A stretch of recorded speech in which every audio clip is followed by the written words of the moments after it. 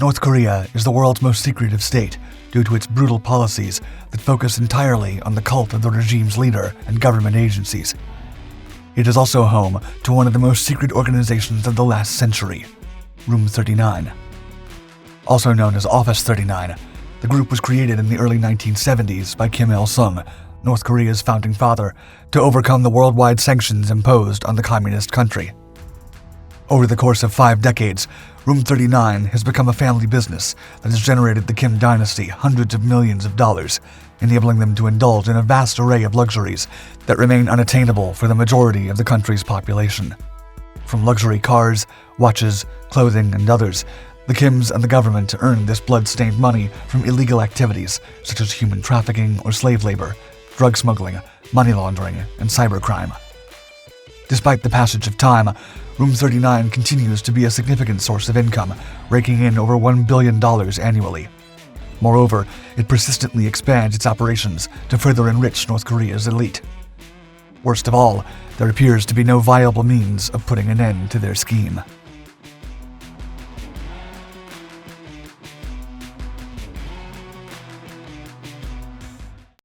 This video is sponsored by Aura.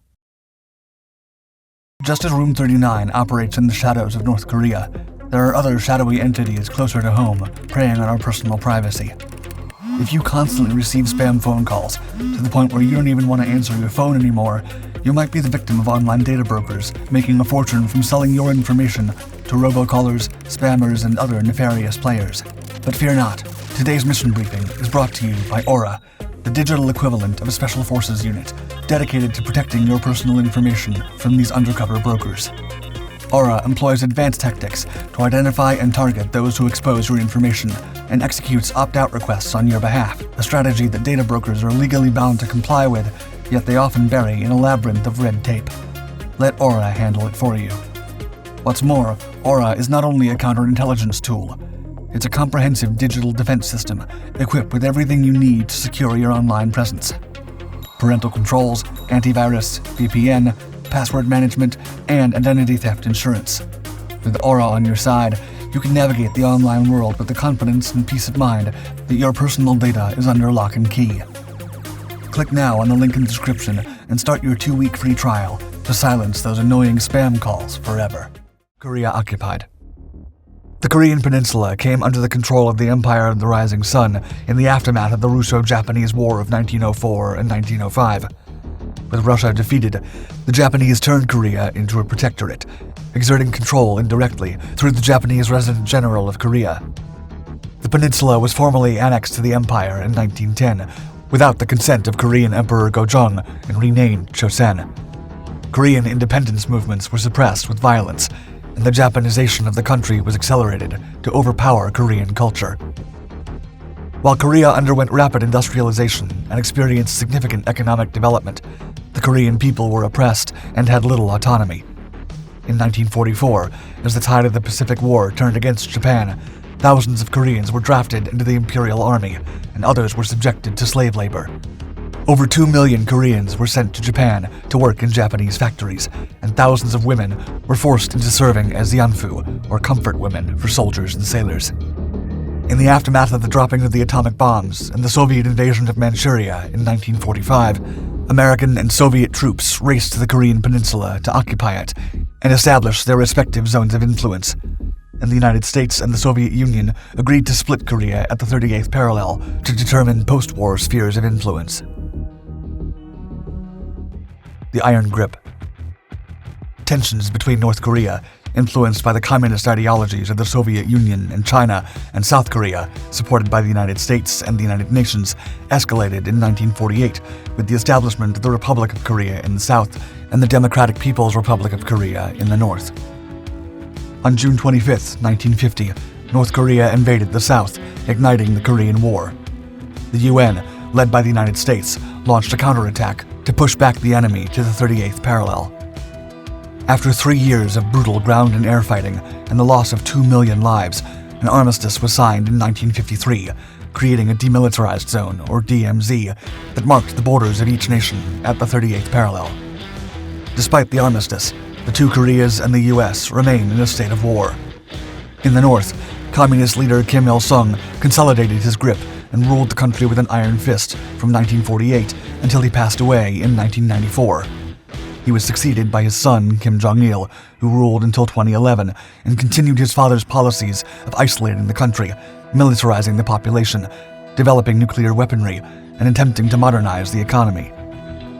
After him, his son, Kim Jong-un, continued the legacy of authoritarian rule, increased the cult to his persona, and turned more aggressive against its neighbors, South Korea, Japan, and their ally, the United States. Room 39.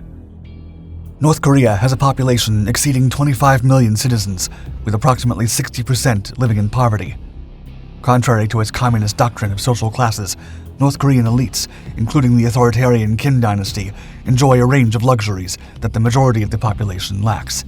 Leaked confidential information reveals that many of the luxuries that surround the elite upper class of North Korea have been obtained through Room 39, a top-secret government organization believed to be involved in illicit activities that generate massive amounts of money for the dictatorial regime and the Kim dynasty.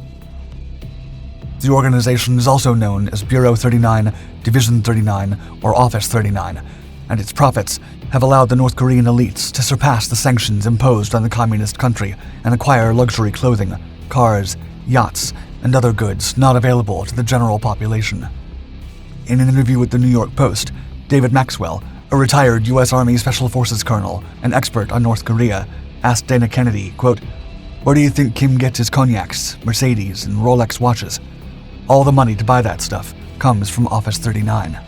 However, due to the regime's absolute control and strict censorship of news outlets and other information sources, uncovering the whole truth about Room 39 remains a challenge."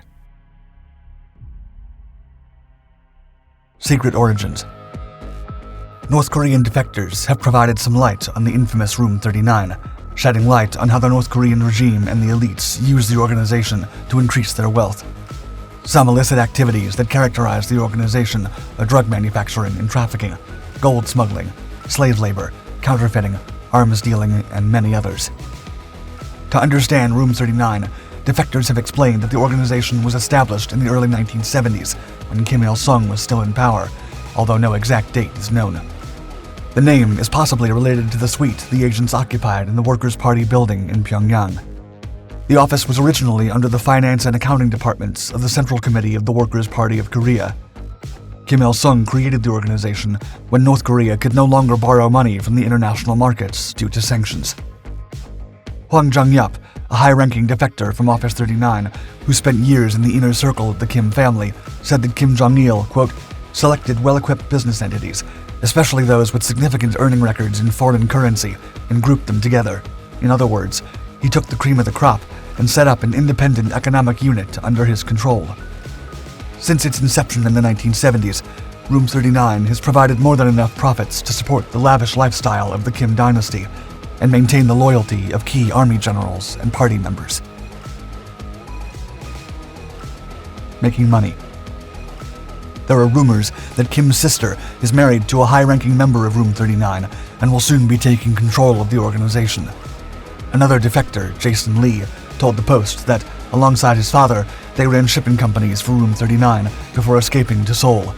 He also added that Office 39 is, quote, like a bank for Kim Jong-un, but he's gotten a little more careful in recent years about illegal activity. It was getting too much attention and looking bad for the party. Other diplomats and specialists have even pointed out that North Korean diplomats are part of Room 39, and alongside the Kims, have become an organized crime family, masquerading as the leaders of a country. Room 39 keeps a close watch on the country's embassies because they form part of its multinational criminal enterprise. In 2010, Dr. Paul Rexton Kahn published an analysis titled Criminal Sovereignty: Understanding North Korea's Illicit International Activities, in which he described many of the illicit activities of Room 39. One of the most notorious was a counterfeiting operation in which so-called super dollars were created and printed in North Korea and laundered at American casinos and banks worldwide. The FBI had been investigating the operation since 1989, but it wasn't until the late 2000s that they identified it as a criminal enterprise worth millions of dollars. In 2006, the FBI discovered over $300,000 hidden in a container near China. The counterfeit bills were nearly indistinguishable from genuine American currency and even passed authentication tests. Future enterprises. Room 39 and the Kim family have also ventured into the realm of cybercrime.